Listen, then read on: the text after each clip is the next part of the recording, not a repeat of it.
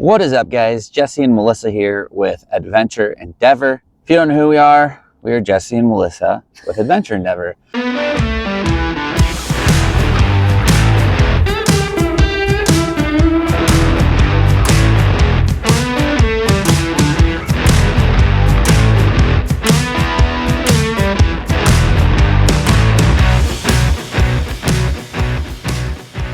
We have been traveling the country full-time for the past 5 years, almost 6 years, in various RVs, and we primarily boondock on public lands, whether that be BLM, National Forest, Arizona Trust Land, or Army Corps of Engineering. There's all sorts of different places where you can camp and stay for free.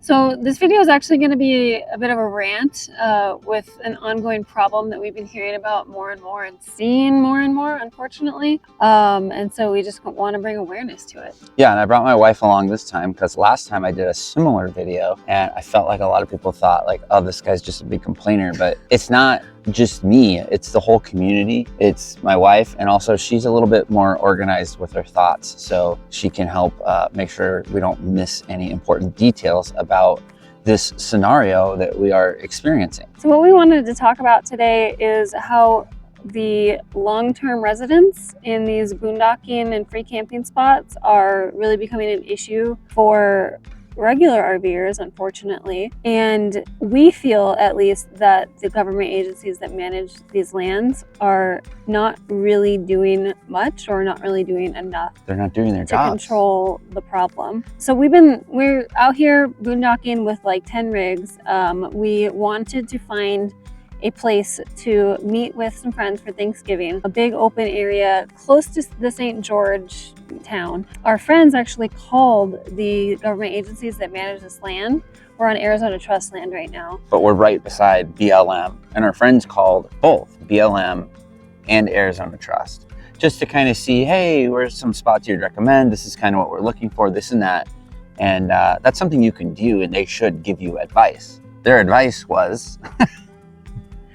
They actually said, don't camp over here where we're camping because there's a lot of like homeless people and long-term residents and a lot of trash. Abandoned vehicles, abandoned trash, a lot of shooting areas, a lot of glass, a lot of nails. And they're like, oh yeah, basically we know about this problem. We know that there's, whether you call them homeless, long-term residents, or houseless people, we consider ourselves houseless. Mm-hmm. They know about it, and they're letting them stay here for some reason. When Arizona Trust Land is a 14-day, you're supposed to get a $20 permit, and BLM is a 14-day stay, and there's no permit required, but you're supposed to leave after your 14 days. Mm-hmm. I understand if you have like a little issue here or there, maybe a day or two extra, but we came and scouted this area like a couple weeks ago. We were camping off in a different area, and we drove over here specifically because we knew we had a big group to scout the area. And we saw a lot of these people who are still here weeks ago. So we know they're past their 14 days, and it causes a lot of issues.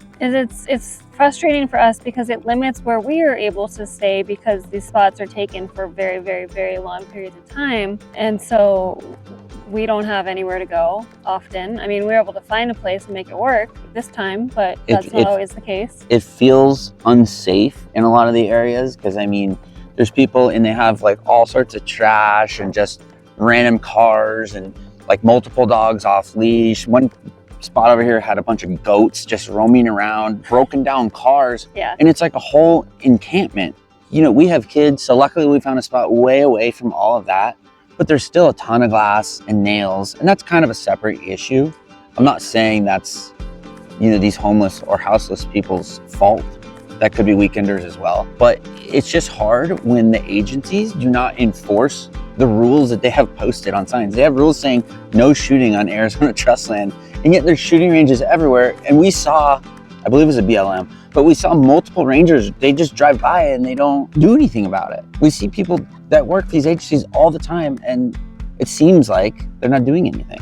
Yeah, and it's just a really big bummer for us because we try to, you know, stay within like the rules of what the land is. So, you know, the 14-day stay limit. We never stay longer than 14 days. I mean, maybe a couple times on very, very rare occasions. Super rare, and it's typically the vehicle, but you know, as soon as we get it fixed, then we move on, because we don't want to be taking advantage of like this opportunity to camp for free, because this is like this is how we travel. Yeah, and I mean, here's what's going to happen. It's going to be just like Government Wash, just like Sedona, just like Walnut Canyon near Flagstaff. All these places that are somewhat overtaken or overrun by people who do not respect the rules, who leave trash, who stay longer than their stay.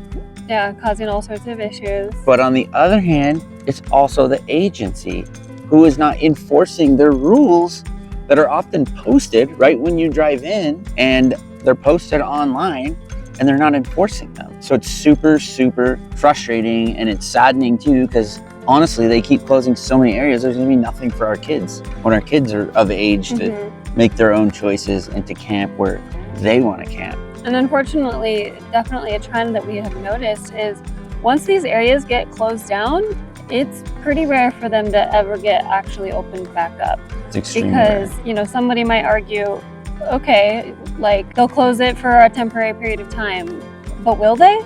Like, yeah, will they reopen it? Yeah, no, doesn't seem that way, at least as far as we have heard about. And we did another video on this like over the summer about some kind of bad neighbors, bad etiquette. I want to touch on that because I got a few comments about how they don't have funding. They don't have funding to manage these areas. And honestly, okay, let's assume these government agencies don't have funding. How hard is it to send an email out to some local off-road clubs, some like Camping World here that's local in St. George, and these RV dealers, and say, hey, this area is going to get closed. You sell a lot of boondocking rigs. You four-wheel in this area.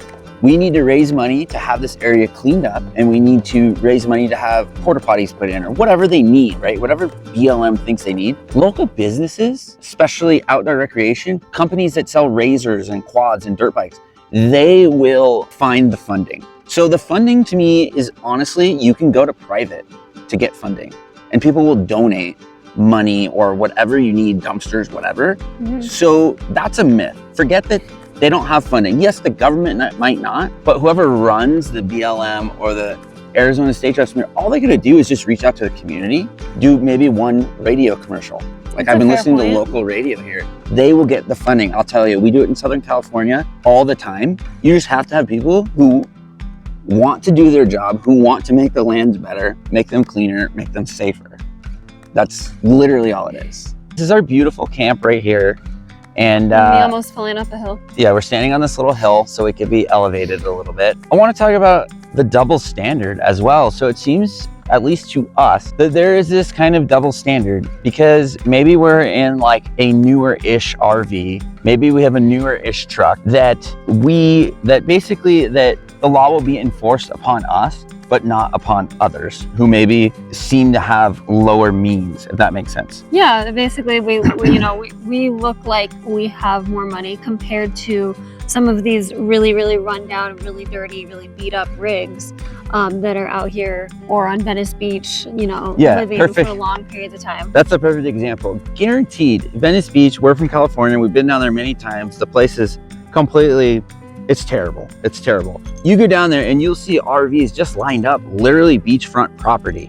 And they can go there, stay for months, years, year round, and nothing will happen to them. But if I went down there with my nice RV, my nice truck, and just parked, where there was a sign and it said no parking, this or that, guaranteed we'd get ticketed, fined, police would knock on the door, we'd get hauled away. Immediately, I'm sure. And it's 100% a double standard. Like, I hate to say it, and I don't want to come off as rude, and I understand people fall under hard times. I truly do. Yeah. But also, life is hard, and it's hard work, and you have to continue to do hard work to pay bills, to take care of your family. Just because life is hard and you may be struggling doesn't mean you should essentially be breaking laws. That's what you're doing. You're breaking rules or laws of this land. So one thing that we feel like is within our wheelhouse and like our realm of responsibility to try to combat these issues is to always leave a camp cleaner than we found it. We never leave trash.